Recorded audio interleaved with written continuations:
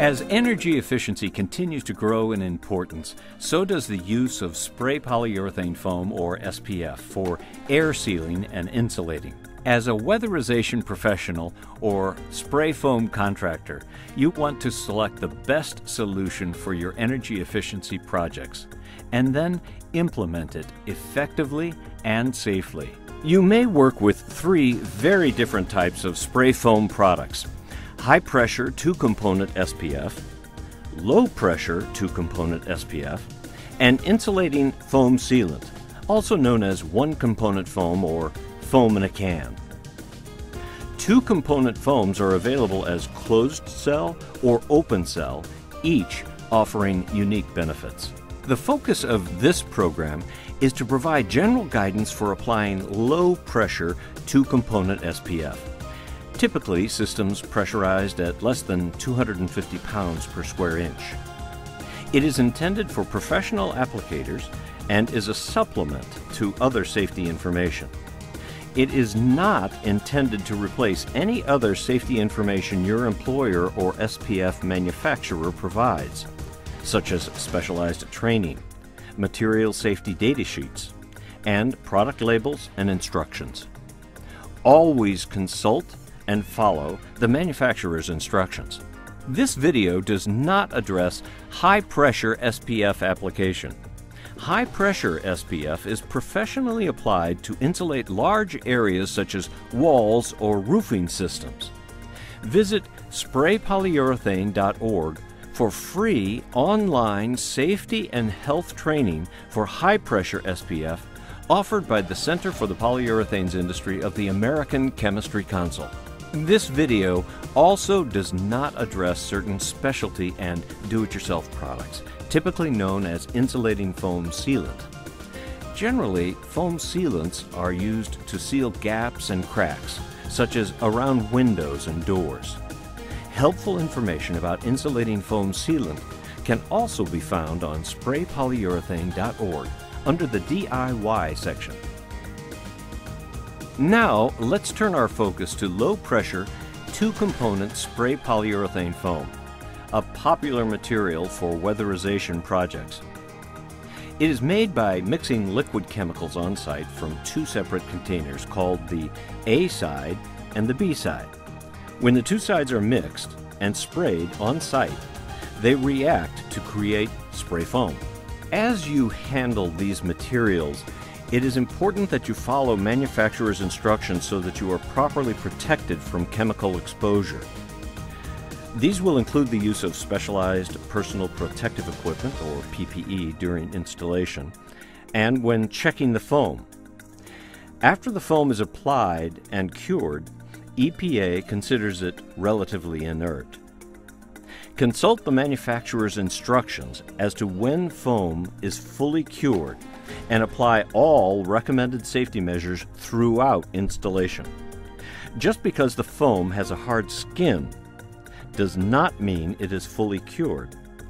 Cure time can be affected by temperature and humidity. Good safety practices, ventilation, and the use of appropriate personal safety equipment will help you avoid exposure to the chemicals used to make spray foam. The A side contains MDI and PMDI, known as diisocyanates. Exposure to MDI or PMDI can result in skin, eye, and lung irritation or sensitization. Sensitization can lead to occupational asthma. Asthma can be life-threatening. The B side contains a mix of other chemicals. The specific chemical hazards for the A side and the B side are described in the manufacturer's MSDS, as well as handling instructions and recommendations for PPE and respirator use.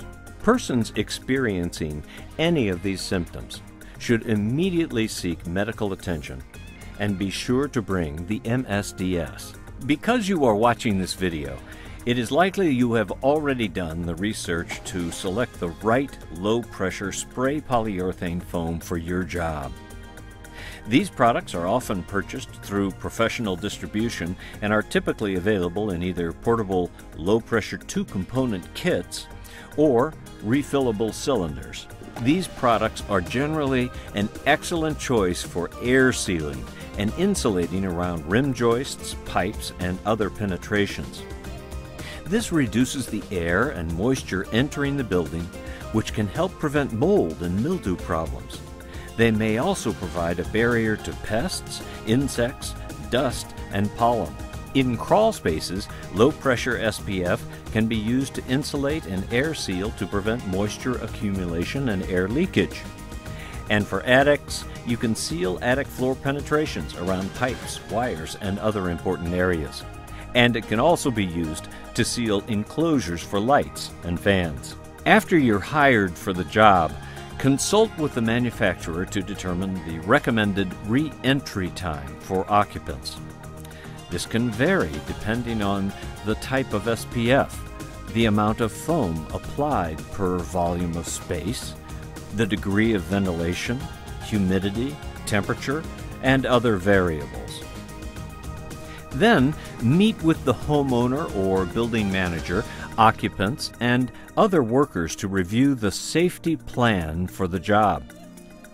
Outline who will be on the job site, how far away occupants should be from the job site, and what the manufacturer's reoccupancy recommendations are. In other words, when homeowners or building occupants may safely re-enter. Before you begin the job, inspect the SPF product package. Check that its contents are complete and not damaged.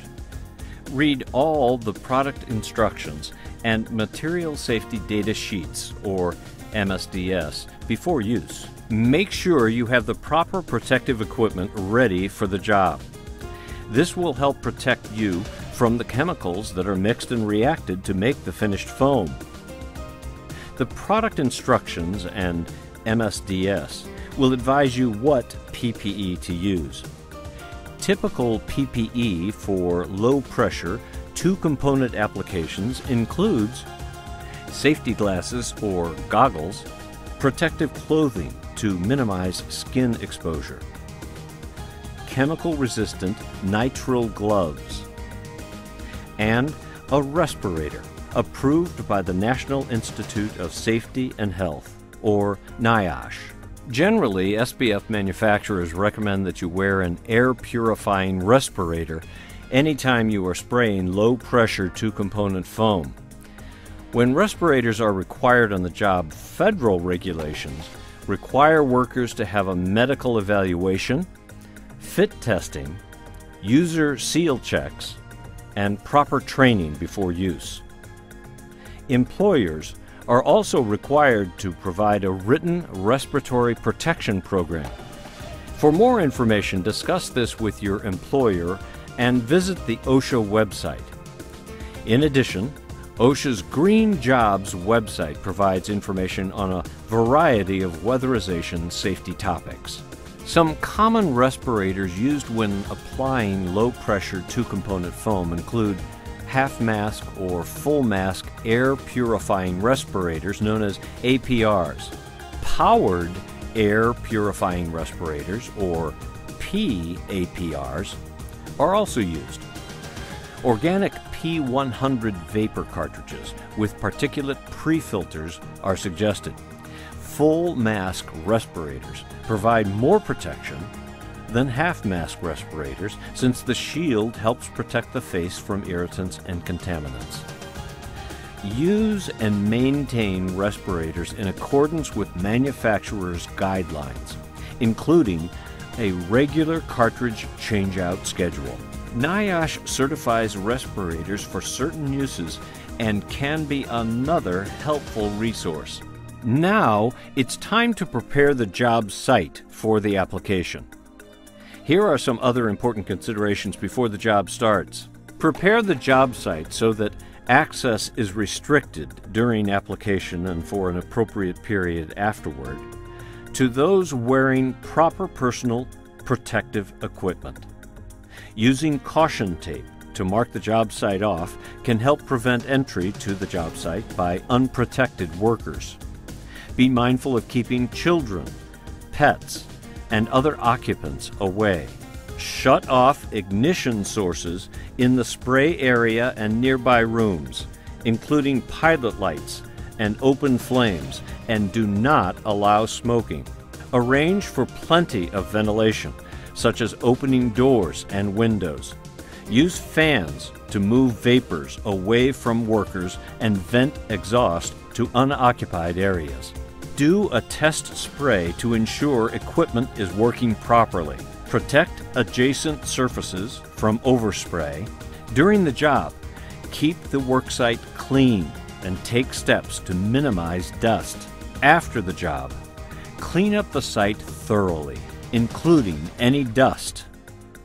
Be sure to dispose of waste materials in accordance with any applicable regulatory requirements. By carefully following manufacturer's instructions, SPF products can be applied safely.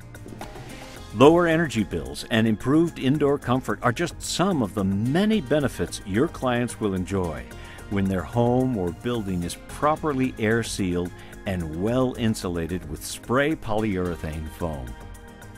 For more information about the benefits of SPF products, as well as additional health and safety guidance, visit the Center for the Polyurethanes Industry's Health and Safety website at spraypolyurethane.org.